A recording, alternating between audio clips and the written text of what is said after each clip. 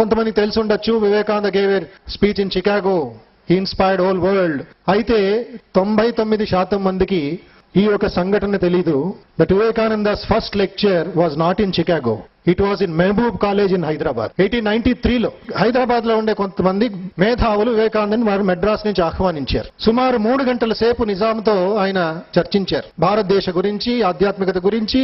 నిజాంకి ఆశ్చర్యమైంది, ఇలాంటి ఒక మహనీయుడితో చర్చించడం నాకు సౌభాగ్యమని. అప్పుడు నిజాం గారు అన్నారంట, ఈ new I find something excellent, something extraordinary. తర్వాత లోకల్ మహబూబ్ కాలేజ్ లో ఎందుకు నేను అమెరికాకు వెళ్ళదలుచుకుంటున్నాను, my mission to the west అనే ఉపన్యాసం మొట్టమొదటిసారి ఆయన జీవితంలోనే సుమారు 1000 మంది విద్యార్థులకి మహబూబ్ కాలేజ్ లో ఇచ్చారు ఆయన. అక్కడి నుంచి మళ్ళా మెడ్రాస్ వెళ్ళిపోయారు ఆయన. మెడ్రాస్ వాళ్ళు అడిగారు, హైదరాబాద్ లో ఏం చేశారు మీరు అని. వివేకానంద వారు తమాషగా అన్నారంట, I tested my oratorical skills in Hyderabad.